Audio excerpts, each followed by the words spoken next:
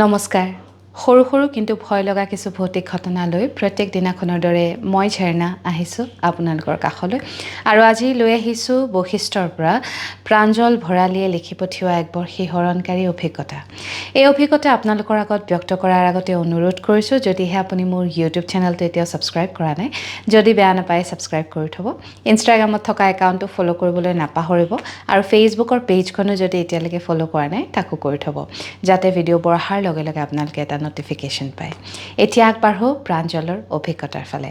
প্ৰাঞ্জলৰ ঘৰ বৈশিষ্ট্যত আৰু প্ৰাঞ্জলে জীৱিকাৰ কাৰণে এখন ফেব্ৰিকেশ্যনৰ দোকান চলায়। কিন্তু সেই দোকানখন বৰ ভালকৈ নচলাৰ বাবে তেওঁ ছুইগিৰ ডেলিভাৰী কৰিবলৈও লৈছিলে। এয়া আজিৰ পৰা প্ৰায় 4 বছৰৰ আগৰ কথা। প্ৰাঞ্জলে দোকান বন্ধ কৰাৰ পাছত সন্ধিয়া 7 বজাৰ পৰা ৰাতি 11 বজালৈকে ছুইগিৰ ডেলিভাৰী কৰে। এদিনাখনৰ কথা, তেওঁৰ এটা ডেলিভাৰী আছিলে 6 মাইলৰ কবৰস্থানৰ ওচৰত।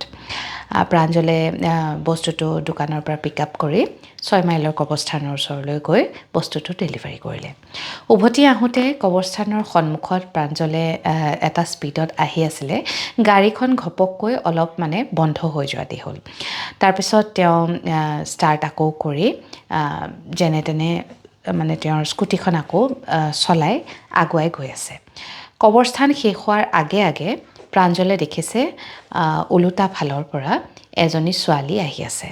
ছোৱালীজনী সৰু নে তেওঁ বাওনা প্ৰাঞ্জলে ঠিক ধৰিব পৰা নাই, কাৰণ উচ্চতা বৰ কম, 3.5-4 ফিটমান হ'ব আৰু পিন্ধনত কিন্তু বগা এযোৰ সাজ, চাদৰ মেখেলা নে শাৰী তাকো ধৰিব পৰা নাই। চুলিকোছা আউলি বাউলি আৰু একেবাৰে মেলা। চুলিখিনি মুখত আহি পৰাৰ কাৰণে প্ৰাঞ্জলে ছোৱালীজনীৰ মুখখন ধৰিব পৰা নাই। প্ৰথমে প্ৰাঞ্জলে ভাবিলে হয়তো চাগে কোনোবা পগলা হ'ব পাৰে, ৰাস্তাত ঘূৰি ফুৰা পগলা ছোৱালী হ'ব পাৰে। তাৰপিছত প্ৰাঞ্জলৰ ওচৰেদি ছোৱালীজনী পাৰ হৈ যাওঁতে চুলিৰে ঢাক খাই থকা মুখখনেৰে ছোৱালীজনীয়ে বৰ বেলেগ ধৰণে প্ৰাঞ্জললৈ ঘূৰি চাইছে। প্ৰাঞ্জলে ছোৱালীজনীক ক্ৰছ কৰাৰ পিছত অনুসন্ধিৎসু মনেৰে ছোৱালীজনীলৈ উভতি চাইছে।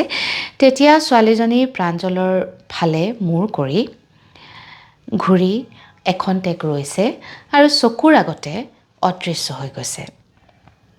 সেই দৃশ্য দেখাৰ পিছত প্ৰাঞ্জলৰ বিৰাট বেছি ভয় উঠিলে আৰু প্ৰাঞ্জলে থৰ থৰকৈ কঁপিব ধৰিছে।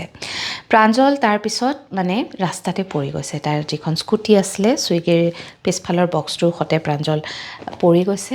অলপ সময় পৰি থকাৰ পিছত যেনে তেনে নিজকে সংযত কৰি প্ৰাঞ্জল উঠি বহিছে আৰু তেতিয়া আকৌ স্কুটিখন চলাই আগুৱাই যাবলৈ চেষ্টা কৰিছে।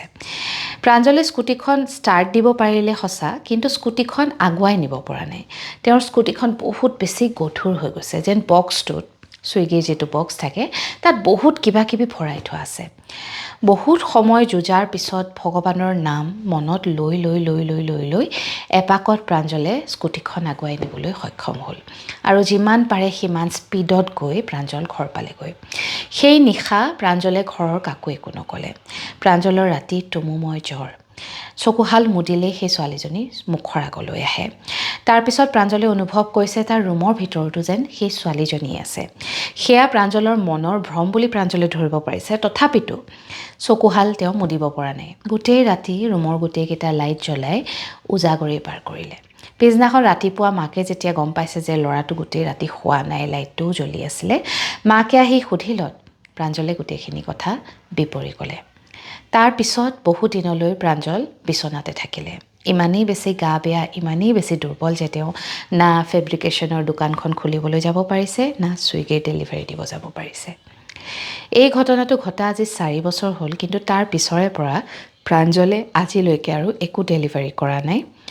সেই কাম তেওঁ তাতেই এৰিলে আৰু 6 মাইলৰ ফালে তেওঁ আজিও গ'লে দুবাৰ ভাবে আৰু আন্ধাৰ হোৱাৰ পাছত 6 মাইলৰ শ্মশানৰ সন্মুখেদি তেওঁ কেতিয়াও অহা যোৱা নকৰে। এয়া আছিলে প্ৰাঞ্জলৰ জীৱনৰ লগত ঘটা এটা জীয়া ঘটনা। যিটো মই আপোনালোকৰ আগত ব্যক্ত কৰিলোঁ। শুনি কেনেকুৱা পালে জনাবৰ কাৰণে ভিডিঅ'টোৰ তলত কমেণ্ট কৰিবলৈ নাপাহৰিব। লগতে আপোনাৰ যদি কিবা অভিজ্ঞতা আছে তাকো শ্বেয়াৰ কৰিবৰ কাৰণে মোৰ মেছেঞ্জাৰত গৈ এটা মেছেজ কৰিব।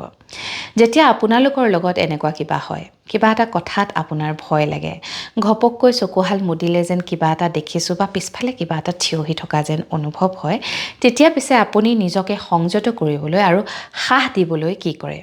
বহুতে ভগৱানৰ নাম লয়, বহুতে চকুহাল ডাঙৰকৈ মেলি চাবলৈ চেষ্টা কৰে আচলতে সেইটো সঁচাকৈ কিবা আছে নে নিজৰ ভ্ৰম। বহুতে চকুহাল মুদি বহুত দেৰিলৈকে ভয়ে ভয়ে বহি থাকে।